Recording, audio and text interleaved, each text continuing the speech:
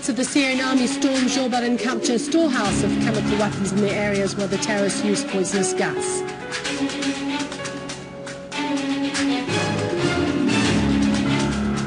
Al-Zabi states that the Syrian army does not need to use chemical weapons because it has high morale and is advancing against the terrorists.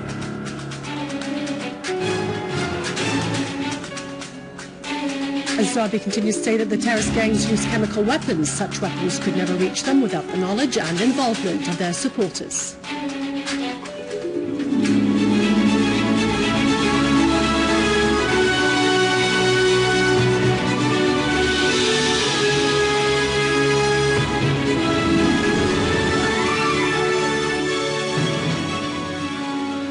Welcome to News Bulletin. I'm Dania Nizam. The Minister of Information, Amran al-Zabi, renewed the assertion that Syria had never used any chemical weapons in the Ghouta of Damascus or anywhere else, and that it would never do so. He pointed out that there is evidence that the terrorist gangs use such weapons. This appeared through satellite films and other evidence on the ground. The victims of such weapons are witnesses on the terrorist gangs that use chemical weapons. And in an interview with Al Mayadeen TV channel, Mr. Amran al-Zabi asserted that Syria and its friends have proof that show definitely that the missiles were fired by the terrorist gangs on civilian citizens. These gangs, therefore, are completely responsible for the implications of such crimes. Mr. al-Zabi asserted that such weapons could not reach the terrorists without the knowledge and involvement of the states supporting the terrorist gangs.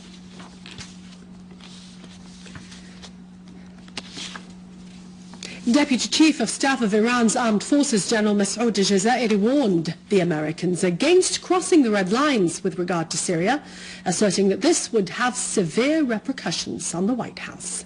General Jazairi said that the ongoing war in Syria is an outcome of a scheme developed by the US and the reactionary powers in the region against the resistance.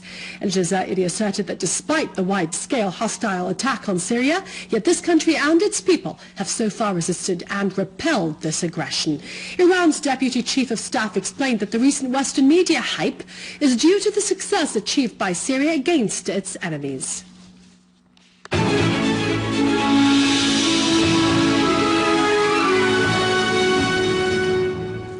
An official source said that a number of Syrian soldiers suffered asphyxia when they entered Jobar in the Damascus countryside as a result of the use of chemical weapons by the terrorist gangs. The source added that the Syrian Arab army entered the area after violent clashes with the terrorists.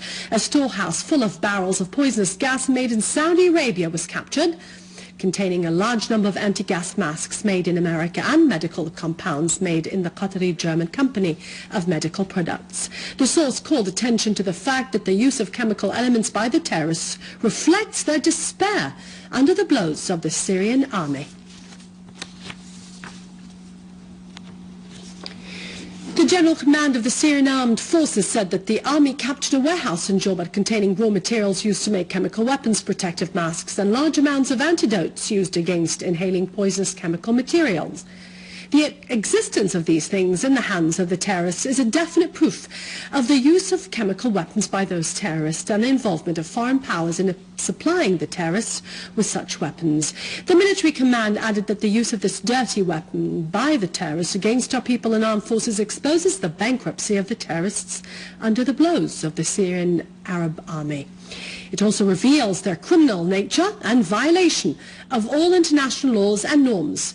The General Command asserted that it would never hesitate in dealing deadly blows to the terrorists everywhere in order to restore security and stability to our homeland. In Damascus, 2 citizens were killed and 40 others wounded when the terrorists fired a rocket missile in Al-Qassa quarter in Damascus, causing large material damage. A police source said the missile destroyed 17 vehicles, houses and business shops.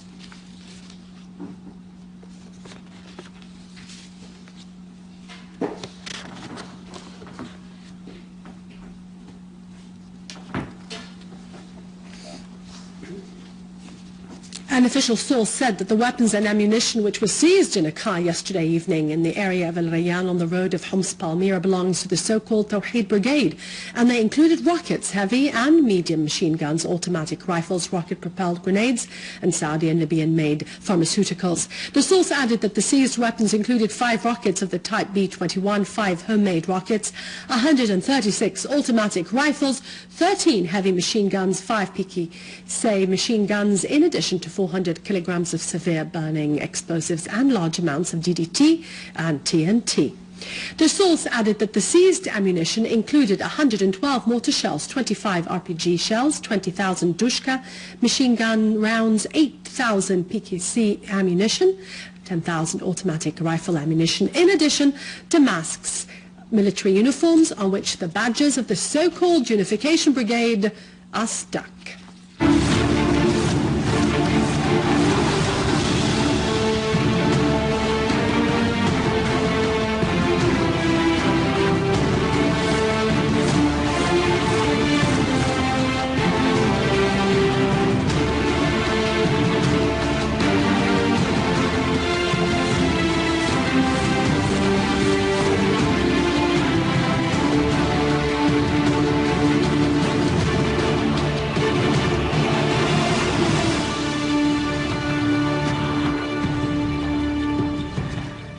Russian political analyst Murad Musin affirmed that the armed terrorist groups in Syria are the party which used chemical weapons against the Syrian Arab army in several Syrian areas. Interviewed by Russia Voice Radio, Musin said that he documented the use of chemical weapons by the armed terrorist groups in several suburbs during a tour in the suburbs of Damascus. Regarding the recent allegations about the Syrian Arab army's use of the chemical weapons in Damascus countryside, Musin affirmed that there is no doubt that this incident was fabricated by the armed groups to coincide with the visit of the UN inspectors to Syria. He added that these allegations were fabricated because of the heavy losses inflicted upon terrorists and in a desperate attempt to raise their morale. In the same context, a Russian diplomatic source stressed that the armed terrorist groups were the party which launched a missile loaded with toxic gases, referring that the Russian permanent representative to the UN, Vitaly Churkin, presented images taken by the Russian satellites showing that the rocket was launched from an area controlled by the armed terrorist groups in eastern Ghouta. The Turkish Oda TV website published an article by the writer Nihat Kaç asserting that the chemical weapons possessed by the so-called Jabhat al-Nusra, which belongs to the terrorist organization of Al-Qaeda, will create big problems in the foreign policy of Turkey. The writer pointed out that Erdogan and his foreign minister Oglu will pay the price for this crime. The writer pointed out that Erdogan aspired to establish a new Ottoman state through killing Muslims and supporting the extremist terrorists with weapons.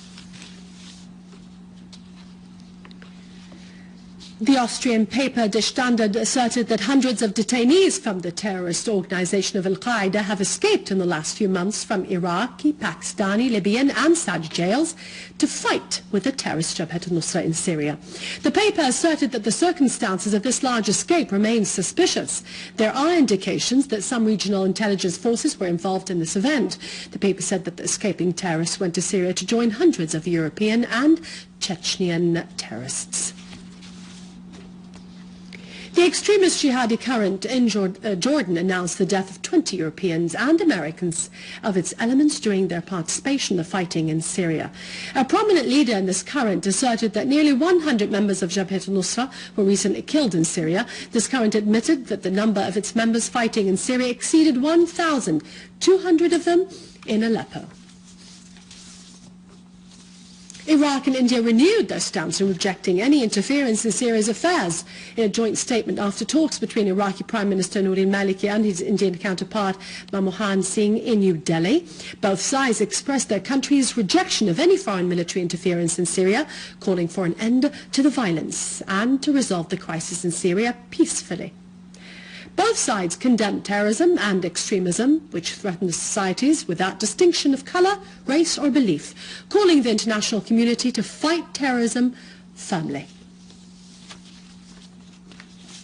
The chairman of the Committee of International Affairs in the Russian Duma, Alexei Pushkov, asserted that the use of chemical weapons in Syria only serves the interests of the opposition, which blame the Syrian government.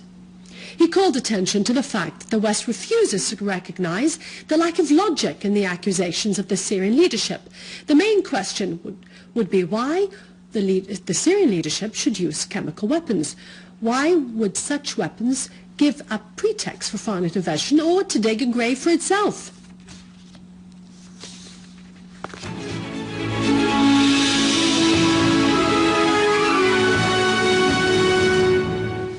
In Idlib, in cooperation with the two organizations of the International Council for Preserving the Archaeological Sites and the International Center for Studying the Best Means to Preserve and Renovate the Cultural Properties, held a workshop via the internet with the participation of 100 trainees. A detailed explanation was presented in the workshop on the role of the two international organizations in preserving the damaged ruins and the previous experiences in this domain, in addition to lectures on the importance of the Syrian cultural heritage as an integral part of the world's cultural heritage. Governor of Idlib, Safwan Abu Saad, said that the archaeological and historical sites in Idlib were subject to vandalism and attacks by the armed terrorist groups with support of those who wish to destroy Syria's history and civilization.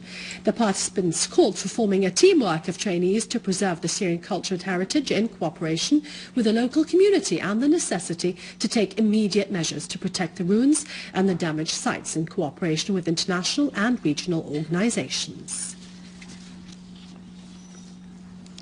In the framework of developing the dealing with modern curriculum, the first central session opened in Damascus for training specialists, teachers and teacher candidates. The work on the completion of the course content applied by Pioneer Research Group of authors and mentors in cooperation with the National Center for Curriculum Development.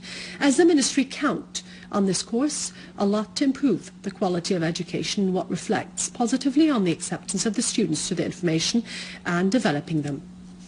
The teachers in this course will form training teams in each province.